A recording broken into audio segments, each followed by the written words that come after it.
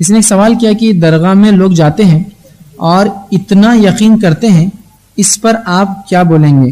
دور دور سے تک خاص یہاں جاتے ہیں، اور جہاں تک میں جانتی اور دیکھتی ہوں کہ سعودی عرب میں بھی تعویذ وغیرہ ممنوع ہیں۔ اچھا، بہرحال کسی نے ایک سوال کیا، دو ہے شاید، کہ کچھ لوگ ہیں جو درگاہ سے بڑا عقیدہ رکھتے ہیں اور وہ درگاہوں پر جاتے ہیں، حتیٰ کہ دور دور سے آتے اور جاتے ہیں۔ یاد رکھ لیجیے، اب یہ میں نے جیسا کہا کہ ہندوستان میں چونکہ ہم ہندو قوم کے ساتھ بہت زیادہ ہمارے گہرے تعلقات رہے، ہم نے ان سے بہت سے شرکیہ چیزیں اور جو ہے بدعتیں سیکھ لی، جس میں سے یہ بھی ہے کہ ہم اپنے مردہ لوگوں کی قبروں کو پہلے تو عمارتیں تیار کرتے ہیں، اس سے بہترین مقبرے تیار کرتے ہیں، ان مقبروں پر جا کر پھر منت مرادیں اور ان سے نظر و نیاز مانگتے ہیں اور اس سے شرک کرتے ہیں اور ان کے نام پہ قربانیاں کرتے ہیں اور پتہ نہیں کیا کچھ کرتے ہیں۔ یہ تمام تر چیزیں حرام ہیں، ناجائز ہے، نہیں کر سکتا ہے، شرک ہے، بلکہ شرک ہے۔ ہر تیسرا آدمی مشرک، تیسرا صلاۃ و سلام پڑھو شرک، 11ویں 12ویں کرو شرک، نیاز کرو شرک، اگر آپ کہتے ہیں یا رسول اللہ شرک، اگر آپ مزار پہ چلے جائیں شرک، اگر آپ کوئی مزار کو سجدہ کر دے حرام ضرور ہے لیکن وہ بھی شرک۔ اور بھائی یہ شرک کی کوئی مشین ہے جس سے مشرک نکل رہا ہے، ناقابل معافی جرم ہے۔ پیر کو سجدہ کرنا، تصویروں کو کرنا، بالکل کوئی اس کا قائل نہیں۔ غلط تصور یہ ہوگا کوئی کہے کہ میں تو ایک بزرگ کے لیے کھانا بنا رہا ہوں، بزرگ ہی مجھے ثواب دیں گے، بزرگ کو راضی کرنا مقصود ہے، یہ شرک ہے، یہ غلط۔ یہ مزارات پہ شرک ہو رہا ہے، کیوں؟ ہم نے دیکھا ہے کہ آدمی سجدہ کر رہے ہیں، قبروں کو سجدہ کر رہے ہیں، تمہیں پتہ ہے کہ وہ کس نیت سے سجدہ کر رہا ہے؟ دا ڈے آف ججمنٹ میں پتہ چلے گا۔ جو آیات بتوں کے لیے تھی آپ نے اس کو نبیوں پہ اور صحابہ پہ چسپا کیا، یہ کتنا بڑا گناہ تھا۔ بسم اللہ الرحمن الرحیم۔ نیاز کا تصور کیا ہے اچھی طرح سمجھیے گا، بعض لوگ پتہ نہیں کیوں اس کو ناجائز سمجھتے ہیں۔ نیاز کا تصور کیا ہے پہلے سمجھ لیں کہ نیاز، نظر، یہ ایک تحفے کا نام ہے۔ جب پہلے بادشاہوں کی خدمت میں کچھ پیش کرتے تھے نا، کہتے تھے حضور ایک نیاز آپ کی خدمت میں پیش ہے، کچھ نظر کرنا ہے، اس تحفے کو کہتے تھے۔ تو جب ہم اللہ کے ولیوں کی بارگاہ میں کچھ تحفہ پیش کرتے ہیں تو اس کو نیاز اور نظر سے تعبیر کر دیتے ہیں۔ بس یہ ایک تو اس کا مفہوم ہے۔ یہ ہے کیا؟ کوئی کھانا وغیرہ جیسے بناتے ہیں وہ صرف اللہ کے لیے بنے گا۔ کھانا کس کے لیے بنے گا؟ اللہ کے لیے۔ ثواب کون دے گا؟ صرف میرا رب دے گا، ولی نہیں دے گا۔ نہ ہم ولی کے لیے کھانا بناتے ہیں، نہ ولی ثواب دے گا، ثواب صرف میرا رب دینے والا ہے، وہی دے گا، وہی قبول کرتا ہے، وہی رد کرتا ہے، میرا رب کی مرضی۔ ہاں ہمیں یقین ہوتا ہے، حسن ظن ہوتا ہے کہ اللہ تبارک و تعالی ہمیں جو اس کے بدلے میں ثواب دے گا وہ ہم پھر بزرگ کو ایصال کر دیتے ہیں، بھیج دیتے ہیں۔ وہ بھی صحیح حدیثوں سے ثابت نہ ہوتا تو ہم اپنے پاس سے تو نہیں کر سکتے تھے دینی معاملات۔ نبی کریم نے صحابہ کرام کو اجازت دی ہے کہ اپنے والدین کے لیے آپ ثواب جاریہ کریں، ان کو ثواب ایصال کریں، کثیر حدیثیں موجود ہیں۔ تو یہ تصور آیا کہ جی کھانا بنائیں اللہ کے لیے، اللہ ہی ثواب دے گا، حسن ظن ہے کہ ثواب ملا ہوگا، وہ ثواب فلاں بزرگ کو پیش کر دیا۔ اب چونکہ ثواب ایک تحفے کے طور پہ پیش کر رہے ہیں تو اس کو پھر ہم نیاز سے تعبیر کر دیں۔ میں سوال کرتا ہوں اس میں غلط کیا ہے یہ بتائیے۔ اگر صرف یہ آپ کہتے ہیں کہ آپ کہتے ہیں خواجہ صاحب کی نیاز، تو آپ نے اس کھانے پر غیر اللہ کا نام لے دیا، اس لیے غلط ہے۔ تو پھر قربانی کے جانور کے بارے میں میرا کویسچن ہے، آپ اپنا قربانی کا جانور لاتے ہیں، آپ کا نام ہے محمد اکرم، اور کوئی پوچھے کس کا جانور ہے جی، آپ کہیں اللہ کا ہے، کیونکہ غیر اللہ کا نام لیتے تو حرام ہو جائے گا۔ جب آپ شادی کا کھانا کھلاتے ہیں ولیمے کا، کیا کہتے ہیں کس کا ولیمہ ہے؟ بھئی کس کا کھانا ہو رہا ہے؟ آپ کہتے ہیں جی وہ چودھری صاحب کے بیٹے کا ولیمہ ہے۔ تو آپ نے اس کھانے پر غیر اللہ کا نام لے دیا نہیں لے دیا؟ یہ بھی حرام ہونا چاہیے۔ اگر صرف نام غیر اللہ کا لینے سے چیز حرام ہو جاتی تو بھائی پھر تو ہر چیز حرام ہو جائے گی۔ معاذ اللہ ثم معاذ اللہ، ایک عالم نے لکھا، میں نہیں کہہ رہا ہوں، ایک عالم نے لکھا کہ اگر بیوی کے بارے میں پوچھیں کس کی بیوی ہے تو کیا بولیں گے؟ معاذ اللہ کہیں گے اللہ کی بیوی ہے، یہ بولیں گے تو شرک ہو جائے گا، کافر ہو جائیں گے۔ اور کہیں گے یہ سعید صاحب کی بیوی ہے تو غیر اللہ کا نام لے لیا، حرام ہو گئی۔ تو یہ ایک جہالت والی بات ہے جی، چونکہ آپ نے اس کو منسوب کر دیا غیر اللہ کی طرف، حرام ہو گئی۔ ارے بھائی یار، اگر غیر اللہ کی طرف منسوب کرنے سے چیزیں حرام ہو جاتی تو پھر تو اس کا مطلب ہے کہ سب معاملہ خراب ہو جاتا، ہر چیز حرام ہو جاتی۔ یہ نہیں ہے تصور۔ غلط تصور یہ ہوگا کوئی کہے کہ میں تو ایک بزرگ کے لیے کھانا بنا رہا ہوں، بزرگ ہی مجھے ثواب دیں گے، بزرگ کو راضی کرنا مقصود ہے، یہ شرک ہے، یہ غلط۔ شرک سے ہم اللہ کی پناہ مانگتے ہیں۔ تو شرک کے قطع کما کے لیے ہم کافی ہیں، اللہ کا بڑا کرم ہے، کسی کی غیر کی ضرورت نہیں ہے۔ ہم اپنے لوگوں کو بچانے کے لیے کافی ہیں انشاءاللہ، شرک میں مبتلا نہیں ہونے دیں گے، لیکن جو غیر شرک کو شرک کہے اسے بھی پیار سے سمجھائیں گے کہ شرک تمہاری طرف ہی لوٹ کر آئے گا، اس لیے کہ اللہ کے نبی نے ارشاد فرمایا کہ جو کسی مسلمان کو کافر کہے اور وہ کفر کا اہل نہ ہو تو کفر کہنے والے کی طرف لوٹ آتا ہے۔ علماء نے فرمایا اس کا ظاہر تو یہی ہے کہ جو کسی مسلمان کو کافر کہے اور وہ کافر نہیں تو کہنے والا خود کافر ہو جائے، سمجھا نہیں آیا؟ تو یہ بہت خطرناک چیز ہے۔ اب میں تو نیاز کا قائل ہوں اور بھی ہزارہ امام نیاز کے قائل ہیں، سوال یہ پیدا ہوتا ہے آپ کہتے ہیں نیاز شرک ہے، پھر مشرک کے پیچھے نماز بھی پڑھ لیتے ہیں، یہ بڑی حیرت انگیز بات ہے۔ اب سوال یہ پیدا ہوتا ہے جو مشرک امام بیٹھا ہوا ہے اس کے پیچھے آپ نماز پڑھ رہے ہیں تو بتائیں اسے مشرک سمجھا کہ نہیں سمجھا؟ آپ کے نزدیک تو مشرک ہے، اگر مشرک آپ نے نہیں سمجھا تو پھر مشرک کو غیر مشرک کہنا اس کا مطلب اس کے عقیدے ٹھیک کہہ رہے ہیں آپ گئے کام سے۔ مطلب کسی ہندو کو بولیں اس کے عقیدے بالکل ٹھیک ہیں، اس کے پیچھے نماز پڑھ لو، کافر ہو جائیں گے نہیں ہو جائیں گے؟ تو اگر ایک مشرک امام آپ خود کہہ رہے ہیں یہ شرک کرتا ہے، نیاز کھاتا ہے، شرک کرتا ہے تو مشرک ہوا، مشرک کے پیچھے نماز پڑھنا ثابت کرتا ہے آپ اسے مشرک نہیں سمجھ رہے، غیر مشرک سمجھ رہے، تو مشرک کو غیر مشرک کہنا خود ایک شرک ہے، خود کفر ہے، گئے آپ کام سے۔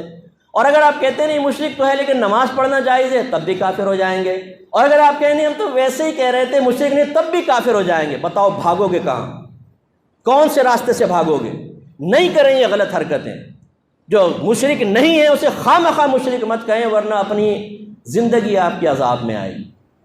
اب ضمناً بات آ گئی تو سمجھاتا ہوں جی یہ مزارات پہ شرک ہو رہا ہے، کیوں؟ ہم نے دیکھا ہے کہ آدمی سجدہ کر رہے ہیں، قبروں کو سجدہ کر رہے ہیں، او بھائی قبروں کو اگر کوئی سجدہ کر بھی رہا ہو اس سے مشرک کیسے ہو جائے گا یہ بتاؤ؟ سجدے کی تو دو قسمیں ہیں، ایک سجدہ تعظیمی ہوتا ہے، ایک سجدہ عبادت ہوتا ہے، ایک سجدہ تعظیمی ایک سجدہ عبادت، جو مخلوق کو کرتے ہیں اس کو لے لے چلے۔ اگر آپ کسی کو معبود سمجھ کے سجدہ کریں تو یہ سجدہ عبادت کہلائے گا، اس کا کرنے والا کافر اور مشرک ہو جائے گا۔ اور ایک ہوتا ہے سجدہ تعظیمی، کسی کو عظمت والا سمجھ کے اس کے سامنے جھکنا، جیسے پیر کو سمجھ لیا، مزار کو سمجھ لیا، یا پہلی شریعتوں میں دیکھیں یوسف علیہ السلام کے بھائیوں نے سجدہ کیا تھا، آدم علیہ السلام کو فرشتوں نے سجدہ کیا تھا، یہ سجدہ تعظیمی تھا۔ سجدہ تعظیمی پچھلی شریعتوں میں جائز تھا، ہماری شریعت میں حرام ہے لیکن کفر نہیں۔ اب ایک آدمی مزار پہ جھکا ہوا ہے صاحب مزار کے سامنے، آپ کہتے ہیں دیکھو مشرک ہو گیا یہ، بھئی کیسے مشرک ہو گیا؟ ایک طرف تو آپ یہ کہتے ہیں کہ نبی کریم صلی اللہ علیہ وسلم کے لیے علم غیب ماننا شرک ہے، کفر ہے، نبی کو کیا پتا کہ دیوار کے پیچھے کیا ہوتا ہے، نبی کو کیا پتا دل کے، اور تمہیں پتا ہے کہ وہ کس نیت سے سجدہ کر رہا ہے؟ اس نے شرک کی نیت سے سجدہ کیا ہے یعنی معبود سمجھ کے کیا ہے، یا اس نے قابل تعظیم سمجھ کے کیا ہے؟ آپ کو کیسے پتہ چلا؟ کیونکہ دونوں کے احکام علیحدہ ہیں۔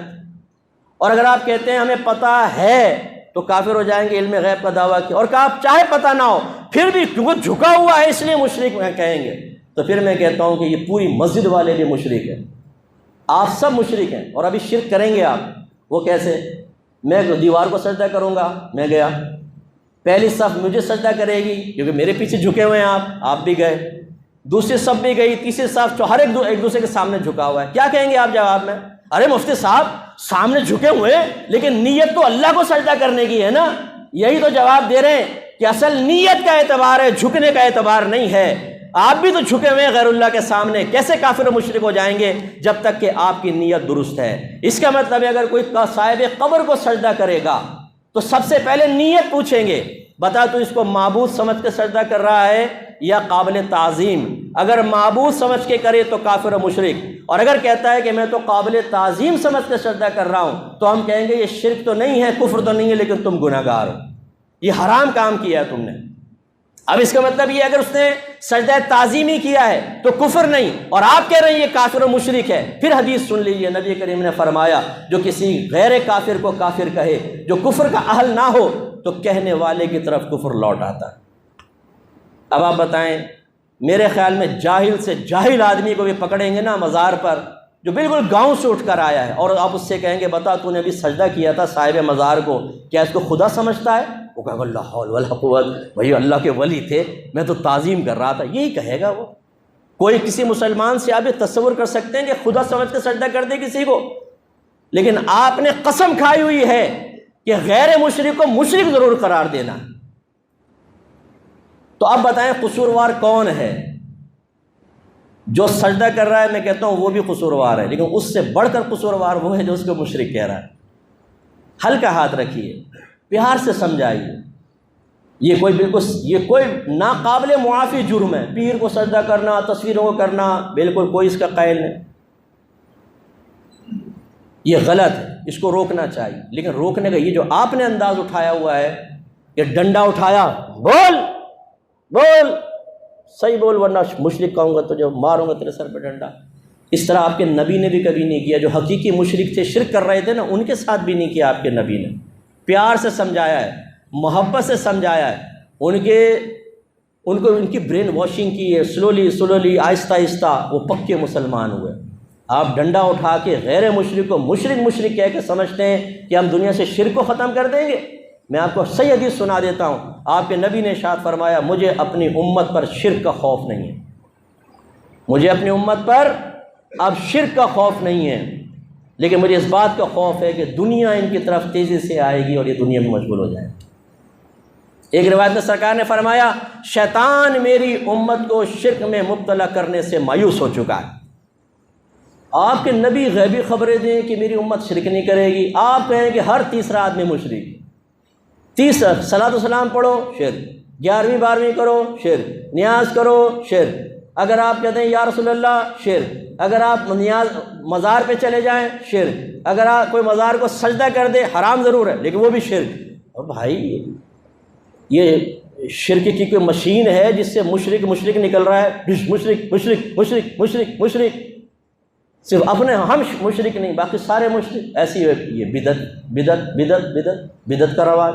ارے بھائی خدا کا خوف کرو، ٹائم نہیں ہے ورنہ اس کی بھی وضاحت کر دیں گے کہ جو دوسروں کو بدعتی کہہ رہا ہوتا ہے یہ بدعت کر رہے ہیں۔ بدعت سب سے بڑا بدعت یہ ہے، سب سے بڑی بدعت یہ ہے کہ ایک مسلمان کو جو بدعت نہ کر رہا اس کو بدعتی کہنا سب سے بڑی بدعت ہے۔ اور ایک اور بڑی بدعت بتاؤں، مسلمان کو مشرک کہنا سب سے بڑی بدعت ہے۔ کبھی نبی کریم نے مسلمان کو مشرک کہا؟ صحابہ کرام نے کہا؟ اس کا حکم دیا؟ قرون ثلاثہ میں جاری تھا؟ نہیں، اب جاری ہے، ہر مسلمان کو مشرک کہو، سب سے بڑی بدعت یہ ہے۔ تو اس لیے خدا را ہلکا ہاتھ رکھیے، چیز کو سمجھیے، اگر سمجھ میں نہیں آتا ہم سے ملیے، قرآن و حدیث کے دلائل آپ کے سامنے پیش کریں گے۔ جو آیات آپ پیش کرتے ہیں میں ایک دفعہ آپ کو گزارش کرتا ہوں ذرا معتبر تفسیر پڑھ لیں۔ جو بتوں کے بارے میں آیتیں نازل ہوئیں آپ وہ ولیوں کے بارے میں بیان کرتے ہیں، جو مشرکین کے بارے میں نازل ہوئیں وہ آج کے مسلمانوں کو کہتے ہیں ان کے بارے میں آیت نازل ہوئی۔ وہ تو کفار کے لیے آیات آئی ہیں، وہ تو بتوں کے لیے آئی ہیں، اور آپ انہیں کہتے ہیں اس سے مراد نبی ہیں، ان سے مراد ولی ہیں، ان سے مراد صحابہ ہیں، اور یہ مشرکین جو یہاں بیان ہوئے ان سے مراد وہ ہیں جو آج کل یہ کر رہے ہیں۔ ارے خدا کا خوف کرو یار، یہ قرآن میں تحریف ہے بہت بڑی۔ وہ تو قرآن 1400 سال پہلے نازل ہوا، یہ تمام کام کرنے والے موجود تھے جو آج آپ کے دور میں جاری و ساری ہیں۔ 11ویں ہوتی تھی اس زمانے میں، 12ویں اس طرح منائی جاتی تھی اس زمانے میں، مزارات تھے کہ اس پہ حاضری دیتے لوگ، چادریں چڑھاتے نہیں تھے نا، تو وہ آیات ان کے بارے میں کیسے ہو سکتی ہیں؟ وہ تو اس زمانے کے کافروں کے بارے میں تھیں، وہ بتوں کے بارے میں تھیں۔ اور ان کو دیکھو اس میں یہ اپنے اوپر سے مکھی بھی نہیں اڑا سکتے، اب تم مزار پہ کیا لینے جاتے ہو؟ اللہ نے تو فرمایا مکھی بھی نہیں اڑا سکتے، تو کیا یہ صاحب مزار کے بارے میں کہ مکھی نہیں اڑا سکتے؟ یہ تو بتوں کے بارے میں تھا، یہ تو بتوں کے بارے میں لکھا تھا، یہ بت تو اپنے اوپر سے ایک مکھی بھی نہیں اڑا سکتے۔ تم کفار ان سے کیوں استمداد کرتے ہو، کیوں مدد طلب کرتے ہو؟ اب دیکھیں کہاں بت کے بارے میں اور کافر کے بارے میں، وہ آج یہ مزار والے دیکھو یہ مکھی بھی نہیں اڑا سکتے، داتا صاحب تو اپنے مزار سے مکھی نہیں اڑا سکتے، یہ بیان ہوا، اور تم جا کے انہیں سے مانگ رہے ہو، ان پہ چسپاں کر دیا۔ یہ بڑی تحریف ہے کہ نہیں؟ یہ بہت بڑی خیانت ہے کہ جو چیز کافر اور بتوں کے لیے نازل ہوئی اس سے مراد نبی، ولی، صحابہ اور عام مسلمانوں کو لیا جائے، لیکن مسلمانوں کا ایمان خطرے میں، ان کے ایمان پہ کوئی فرق نہیں پڑتا، یہ ایمان پروف ہے، یہ کچھ بھی کرتے رہیں، مسلمان کو کافر کہتے رہیں، غیر شرک کو شرک کہتے رہیں، غیر بدعت کو بدعت کہتے رہیں، ان کے ایمان پہ کوئی فرق نہیں پڑے گا، یہ کامل سالڈ مسلمان ہے، سالڈ، انہی کے لیے تو جنت ہے، انہی کے لیے تو عذابات قبر سے نجات ہے، انہی کے لیے تو حوریں بڑی بڑی آنکھیں آنکھیں پھاڑ پھاڑ کے دیکھ رہی ہے کہاں گیا میرا بیٹا۔ یہ تو میدان محشر میں پتہ چلے گا کہ نبی سے محبت کرنے والے کا مقام و مرتبہ کیا ہوتا ہے۔ اور اللہ کے نبی کے عشاق کو اور صحیح العقیدہ لوگوں کو کافر اور مشرک اور بدعتی کہنے والوں کا انجام کیا ہوتا ہے، یہ میدان محشر بتائے گا، دا ڈے آف ججمنٹ میں پتہ چلے گا کہ جس غیر شرک و شرک کہنا کتنا بڑا آپ نے عظیم گناہ کیا تھا، جو آیات بتوں کے لیے تھی آپ نے اس کو نبیوں پہ اور صحابہ پہ چسپا کیا، یہ کتنا بڑا گناہ تھا۔ حضرت عبداللہ بن عمر، بخاری کی روایت ہے، یہ میں نے اپنی کتاب قرب الہی میں چیپٹر ڈالا ہے، ضرور پڑھیے گا، بہت فائدہ دے گا آپ کو۔ آپ فرماتے ہیں کہ اشر الناس وہ ہیں، سب سے زیادہ شریر لوگوں میں سے وہ ہیں جنہوں نے بتوں کی آیات کو مسلمانوں پہ چسپاں کیا۔ یہ بہت بڑی تحریف ہے، اس لیے میں آپ سب سے گزارش کرتا ہوں کہ اپنے آپ کو بڑا موحد اور توحیدی مت سمجھیں۔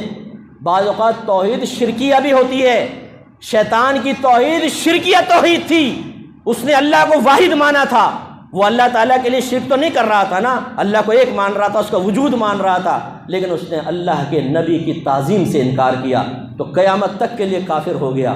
یہ جو ہم آج کل تعظیم کرتے ہیں کہ ہم اللہ والے ہیں، اور اس کی آڑ میں نبیوں کی توہین کرو، صحابہ کی کرو، اولیاء اعظام کی کرو، مسلمانوں کو کافر و مشرک قرار دو، تمہیں انعام ملے گا؟ انجام وہ ہوگا جو شیطان کا انجام ہوا تھا۔ یہ وہ توحیدی تھا، بہت بڑا توحیدی، لیکن نبی کی تعظیم نہ کرنے کی وجہ سے راندہ درگاہ ہوا۔ ڈریے، میں بھی ڈروں اپنے ایمان کے بارے میں، آپ بھی خوف زدہ رہیے، اس روش کو چھوڑیے، یہ تباہ کرے گی۔ پہلے دین سیکھیں صحیح طرح، قرآن کو پڑھیں تفسیر کے ساتھ، اور آج کل کے کسی مولوی صاحب کی تفسیر نہیں، جنہوں نے، میں نے ایسی تفسیر دیکھی ہیں، مشرکوں کے بارے میں آئے تھے، نیچے لکھتے ہیں دیکھا یہ سب پیروں، فقیروں، مزارات والوں کے بارے میں لکھا ہوا ہے۔ ارے بھائی خدا کا خوف کرو، لوگوں کو گمراہ کر دیا آپ نے، ان کے درمیان نفرتیں پیدا کر دی آپ نے، یہ غلط ہے۔ ایسی تفسیر نہ پڑھیں، عربک تفسیر پڑھنے کی کوشش کریں، ان سے آپ لیجئے جو اکابری نے لکھا ہے، تب آپ کو صاف کلیئر پتہ چلے گا۔ انہوں نے واضح طور پہ لکھا ہے یہ آیت بتوں کے لیے ہیں، یہ کفار کے لیے، مسلمانوں کے لیے نہیں ہے۔ اللہ تعالیٰ ہمیں سمجھنے کی توفیق عطا فرمائے۔ وآخر دعوانا الحمد للہ رب العالمین۔